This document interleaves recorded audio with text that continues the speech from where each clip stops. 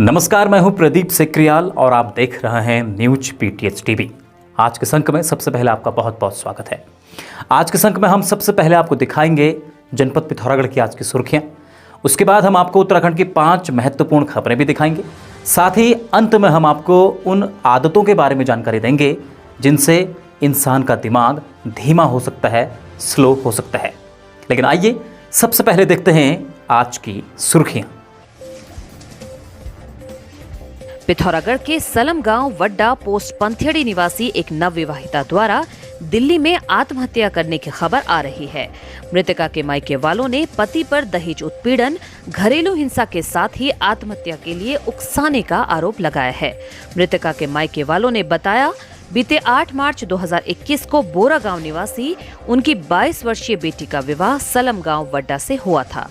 शादी के बाद आरोपी युवक उनकी बेटी से आए दिन दहेज की मांग करता था और मारपीट करता था। उन्होंने बताया, आरोपी युवक आईटीबीपी छावनी दिल्ली में तैनात है। अभी दोनों पति पत्नी वहीं रहते थे। बीते 7 अप्रैल को उनकी बेटी की मृत्यु की खबर उन्हें मिली। उन्होंने बताया, अभी तक बॉडी का पोस्टमार्टम तक नहीं हो पाया है, जिससे पुलिस एफआईआर दर्ज करने में आनाकानी कर रही है। परिजनों ने आरोपी के खिलाफ कड़ी से कड़ी सजा की मांग की है। पहले कुछ मांग नहीं थी इसकी, शादी से पहले कुछ मांग नहीं थी। शादी के बाद ये मांगने शुरू कर गया। यहीं से मैं पूरा कर रही थी अपनी लड़की के 2-2 हज़ार हर महीने में भेजती थी। वहाँ के लिए भी मैंने 50,000 रुपये भेजे थे। फिर गई मेरी लड़की वहाँ।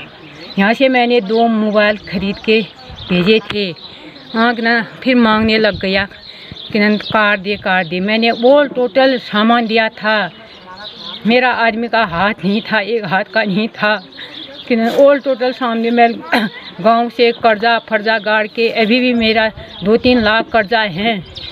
हाँ, फिर गाड़ी एक ही ऑल टोटल सामान दिया, एक ही गाड़ी नहीं दी थी। हाँ, गाड़ी के बारे में मेरे लड़के का ये करा, तड़पा के रोज़ मारता था। ये रोज़ मेरी बेटी मेरे लिए फ़ोन करती थी, मम्मी ये मार रहा का। एक बार मैंने अपने बेटे को भेजा था घर में, माँ मंगी थी। हाँ, फिर अपने साथ ले गया। ये अपने साथ ले वहाँ 2 महीने ठीक था, उसके साल वो और करने लग गया। ये गरीब आदमी थे हम, पहले कुछ मांग नहीं थे, बाद में शुरू करने लग गया। ये क्या करूं मैं, मेरी तो लड़की चली गई, मैं क्या करूं हैं। मेरे लिए कुछ नहीं रहा मेरे लिए। न लड़की रही न धन रहा। क्या करूं मैं, क्या करूं। मेरा किस्मत ऐसी दुखी आदमी थी मैं, ऐसा किस्मत निकला मेरा। पिथौरागढ़ के अतिथि शिक्षकों ने उत्तराखंड सरकार से गेस्ट टीचर के पद रिक्त न मानने, शिक्षकों को गृह जनपद में नियुक्ति व मातृत्व अवकाश की सुविधा देने की मांग की है। माध्यमिक अतिथि शिक्षक संगठन के पूर्व प्रदेश अध्यक्ष राजेश धामी ने प्रदेश सरकार से 3 सूत्रीय मांगों पर कार्रवाई करने की मांग की है। पिथौरागढ़ के मड़मालने क्षेत्र के युवाओं हेतु खेल अभ्यास के लिए शासन ने 96 लाख की लागत के मिनी स्टेडियम की स्वीकृति दे दी है। विधायक बिशन सिंह चौफाल ने स्टेडियम का भूमि पूजन किया। पिथौरागढ़ के युवा जिलाध्यक्ष ऋषेंद्र महर व उनकी पत्नी मोनिका महर ने रक्तदान कर अपनी पुत्री त्रिशिका का जन्मदिन मनाया। दोनों ने जिला अस्पताल स्थित ब्लड बैंक पहुंचकर 2 यूनिट रक्तदान किया।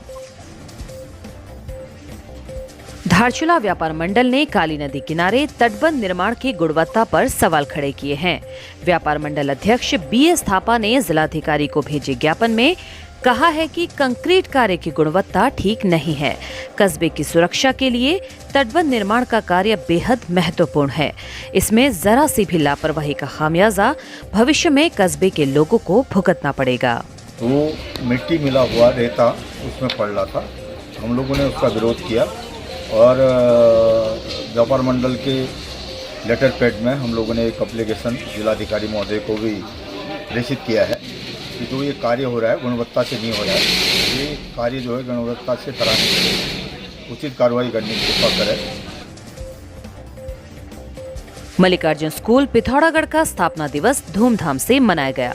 कार्यक्रम का शुभारंभ मुख्य अतिथि एसएसबी के कमांडेंट सतीश कुमार ने किया। जनपद पिथौरागढ़ में शिक्षा के क्षेत्र में एक नई क्रांति और बच्चों को भविष्य के लिए एक नई दिशा देने के लिए जाना जाने वाला school the Asian academy Pithoragarh, जहां से शिक्षा लेकर बच्चे आज मेडिकल, इंजीनियरिंग, सेना, खेल और अन्य क्षेत्रों में जनपद का नाम ही नहीं अपितु पूरे देश का नाम रोशन कर रहे हैं।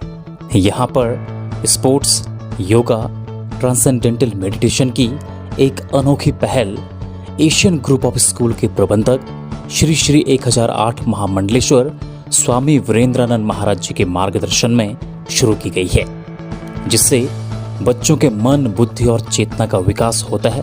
पूरा विद्यालय डिजिटलाइजेशन की सुविधाओं से परिपूर्ण है। ट्रांसपोर्टेशन की बेहतर सुविधा के साथ बच्चों के लिए हॉस्टल फैसिलिटी भी अवेलेबल है। Learn here, lead anywhere.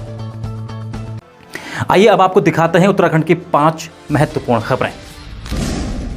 बेरोजगारों के लिए उत्तराखंड अधीनस्थ सेवा चयन आयोग इस वर्ष सुनहरा मौका लेकर आया है।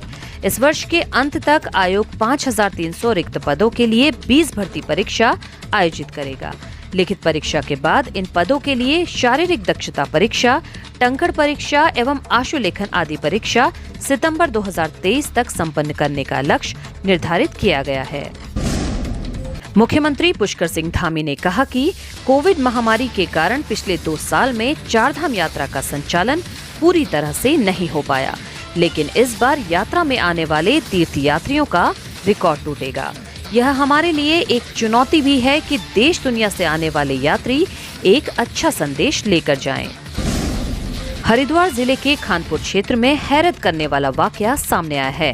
यहाँ जब एक व्यक्ति को मृत समझकर स्वजन अंतिम संस्कार की तैयारियां करने लगे तो उसकी सांसें चलने लगी। यह देखकर आनन फानन उसे अस्पताल में भर्ती कराया गया, जहां उसकी हालत स्थिर है। उत्तराखंड के प्रख्यात लोक गायक नरेंद्र सिंह नेगी को लोक संगीत के क्षेत्र में विशेष योगदान के लिए प्रतिष्ठित संगीत नाटक अकादमी पुरस्कार प्रदान किया गया है। यह सम्मान उन्हें दिल्ली में उपराष्ट्रपति वेंकैया नायडू ने प्रदान किया। हल्द्वानी शहर की होनहार महिला ने राष्ट्रीय स्तर पर उत्तराखंड का नाम रोशन किया है।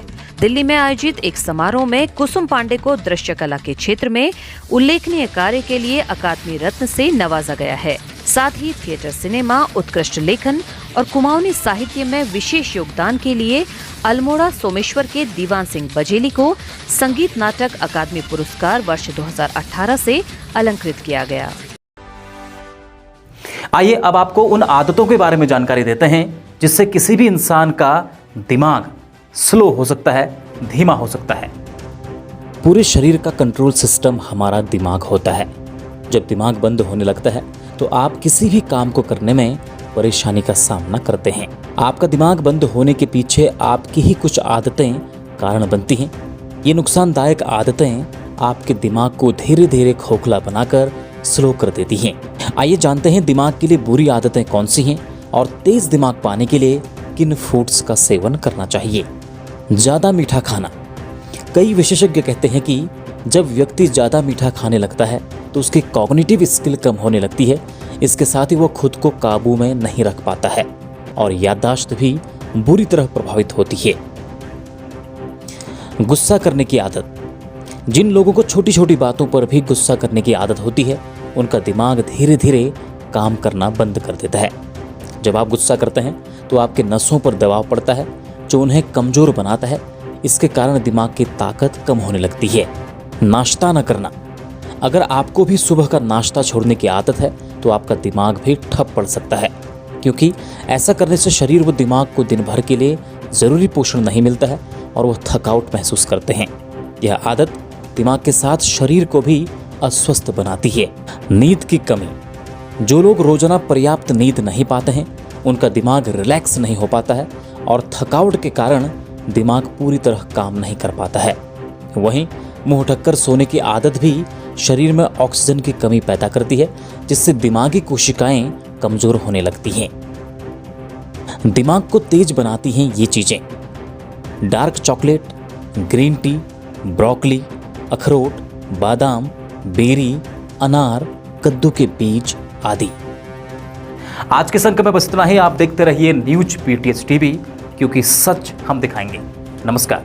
अगर आप 12वीं पास करने के बाद अपने करियर के लिए चिंतित हैं, तो खुल चुका है आपके शहर पिथौरागढ़ में Manas college of science technology and management, जहां आकर्षक परिसर में सुसज्जित प्रयोगशालाएं, हवादार कमरे, उच्च कोटि के प्रोफेसर्स, अनुभवी प्रबंधन द्वारा व्यक्तित्व विकास के साथ साथ मनोरंजन, खेल एवं कैफेटेरिया सुविधाएं उपलब्ध हैं। संस्थान में चल रहे 3 वर्षीय डिग्री कोर्सेस हेतु रजिस्ट्रेशन प्रारंभ हो चुके हैं। सीमित सीटें, शीघ्र संपर्क करें। खबरों में बने रहने के लिए न्यूज़ पीटीएस टीवी को सब्सक्राइब करें और बेल आइकन दबाएं, और साथ ही फेसबुक पर न्यूज़ पीटीएस टीवी पेज को लाइक या फॉलो करें।